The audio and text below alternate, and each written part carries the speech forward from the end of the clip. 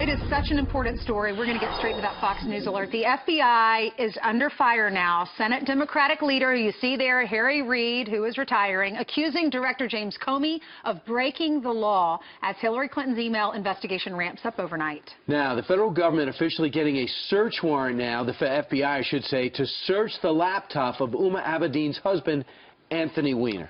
I think they had it in joint custody when they were married back in the day. Meanwhile, Fox News senior political correspondent Mike Emanuel is live in Westchester, New York, following the latest developments from the Clinton camp. Good morning to you, Michael.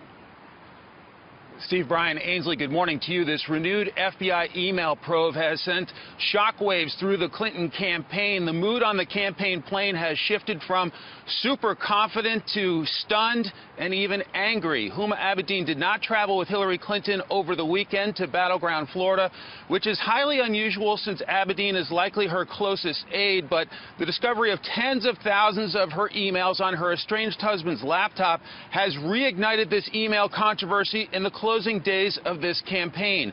Before that, last week, we saw a very confident Democratic nominee and senior advisors. There wasn't just talk about winning the White House. They were talking about winning back the majority in the U.S. Senate and also sending more Democrats to the House of Representatives.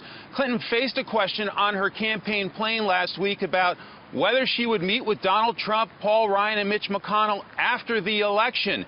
She said she wanted to be the president of everybody and that she wanted to reach out to those who didn't vote for her. That seemed to reflect super confidence that she was looking past November 8th, past the election.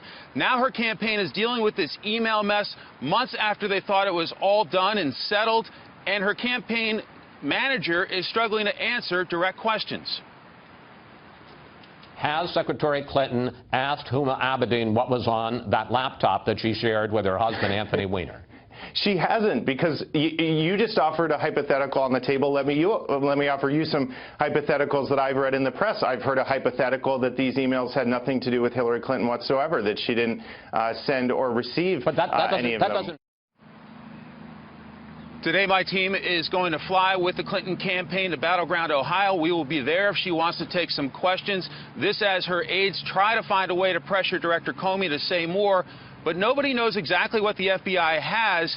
It is clear the Clinton campaign is worried that this uncertainty is damaging in the final days of this campaign. Steve, Brian, Ainsley. Hey, Mike, do you really believe that what the campaign's been saying, that no one's spoken to Huma Abedin, that Hillary Clinton hasn't spoken to her, that John Podesta hasn't spoken to her?